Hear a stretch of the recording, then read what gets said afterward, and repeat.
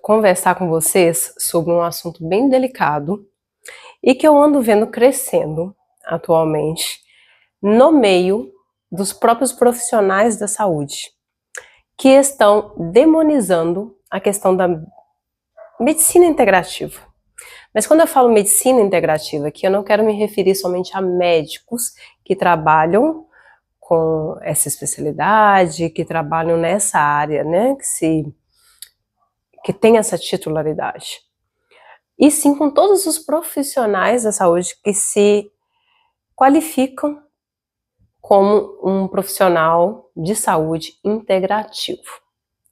E existe sim profissionais da saúde atualmente que estão falando em redes sociais, né, com seus próprios pacientes, para fugirem desse tipo de profissional, porque são profissionais charlatões. E eu tô pensando muito sobre esse assunto desde que eu terminei o meu atendimento agora à tarde de uma paciente, uma sessão de osteopatia que a gente acabou de fazer, e numa conversa com ela e com outra pessoa que estava junto, essa outra pessoa levantou esse ponto sobre a medicina integrativa e falou de uma forma tão natural e clara e óbvia comigo assim: mas a medicina integrativa, ela não deveria ser a base da graduação, a base do profissional de saúde? Né?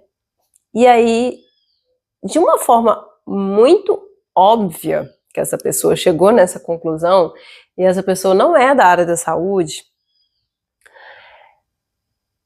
eu venho aqui fazer essa reflexão a respeito disso. Por que uma pessoa que é fora da área da saúde, um engenheiro, que consegue entender de uma forma muito clara e óbvia que o corpo ele funciona como um todo e que, portanto, o profissional ele precisa sim ser integrativo, que deveria ser a base.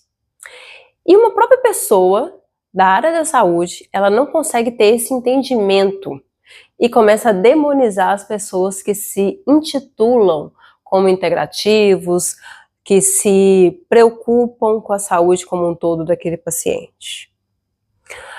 Pelo menos na minha opinião, pode ser por medo de perder mercado, ela tem medo que os profissionais que conseguem sim olhar o paciente como um todo e que consegue ver esse paciente além do físico e lógico, né, com questões emocionais, mas essa pessoa que está inserida no contexto social, familiar, de trabalho, que tudo isso interfere na saúde desse indivíduo, esse profissional super especialista que trabalha somente uma coisa naquele paciente, né, de forma muito estratificada, ele tem medo de perder o mercado, então é uma das minhas hipóteses.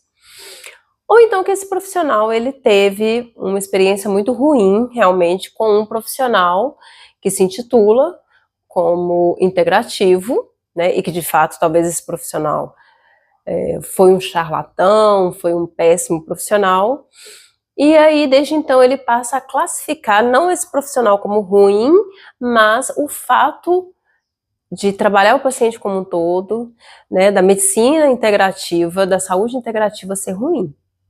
O que não é verdade, né? A gente não pode classificar toda uma área como ruim por causa de alguns profissionais. Em todas as áreas existem profissionais bons e ruins, charlatões, né, ou que são comprometidos, responsáveis e que realmente estudam. Então a gente tem que tentar separar essas duas coisas. E fato é que quando você tem um mínimo de curiosidade, de olhar o seu corpo, de tentar entender um pouquinho do funcionamento do seu organismo, você vai ver facilmente como que as coisas são interligadas, tanto fisicamente quanto emocionalmente e socialmente.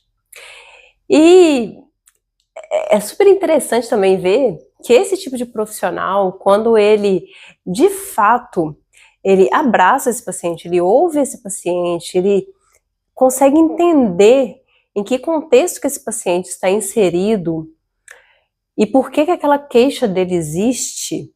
Esse paciente, ele tem um grau de adesão ao tratamento até muito maior, porque é um paciente que se sentiu acolhido, e não entra só na questão emocional aí, ele se sentiu acolhido porque ele viu que aquele profissional está realmente interessado em solucionar o problema dele, mas não de forma rápida e superficial, e sim de uma forma muito mais profunda, mais verdadeira, personalizada, e logicamente vai ser muito mais eficiente, uma vez que a gente precisa sim fazer as ligações que o nosso organismo tem em si mesmo, né, consigo mesmo, e com o ambiente ao nosso redor.